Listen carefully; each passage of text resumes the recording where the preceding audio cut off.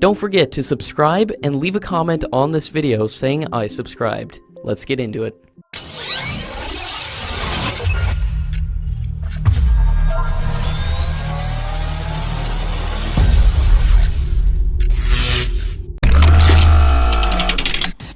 According to latest reports, the Army Design Bureau has developed an artificial intelligence-based personalized helmet-mounted night vision device, which will alert the soldiers on duty about any unusual activity across difficult terrains and high-altitude borders.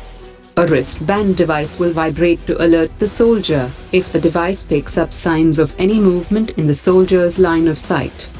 The night vision device will boost the capabilities of soldiers even during dark winter nights. According to latest reports, Russia has been strengthening its efforts to sign a deal for localized manufacturing of AK-103 rifles in India, on the lines of Make in India policy in the defense sector. More than 5 rounds of negotiation were held since the last meeting between Prime Minister Modi and the Russian president. A Russian delegation arrived in New Delhi last week for another round of discussions with Ministry of Defense and Ordnance Factory Board to discuss the draft of an intergovernmental agreement for a joint venture between Russia's Kalashnikov and Ordnance Factory Board.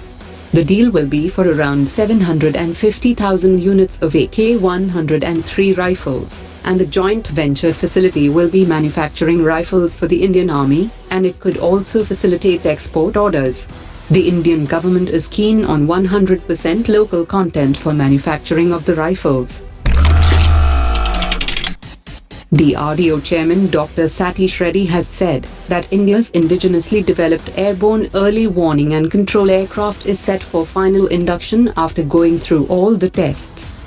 The DRDO is building 6 next-generation airborne early warning and control system on the Airbus platform to enhance surveillance and detection capability with longer range and complete view for the Indian Air Force. The platform will have 300 km range and 360-degree angle of coverage against the 200 km range and 240-degree angle of coverage of the present airborne early warning and control system. Hindustan Aeronautics is currently producing the Su-30 at a flyaway cost of around $62 million per aircraft, which is around $22 million higher than the Su-30 jets supplied by Russia.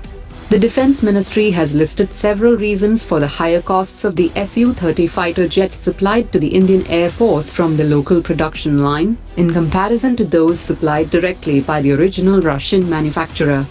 The government has clarified that the version being locally manufactured have been modified for enhanced operational capability. The foremost reason for the higher cost is that the specifications of the Russian Su-30 and the indigenously manufactured Su-30 are not the same, and hence a one-to-one comparison of cost may not be appropriate. Hindustan Aeronautics is presently assembling the last 23 Su-30 aircraft for the Indian Air Force. Negotiations are going on between the space agencies of India and Kazakhstan on the possibility of developing a space communications satellite, and both the countries are also working on the upcoming 4th edition of Joint Military Exercise KAZ in 2019. The future editions of Exercise KAZ are also expected to witness a progressive increase in the scope and content of combined training. There is also a scope of joint ventures with Kazakh companies for the production of torpedoes and related systems for the Indian Navy. According to latest reports, manufacturing of items of defense aerospace and ships will now be covered by Industries Development and Regulation Act, and will not need any license from the Commerce and Industry Ministry. The department under the Commerce and Industry Ministry is mainly responsible for formulation of policies with regard to promotion of foreign investment and manufacturing industries.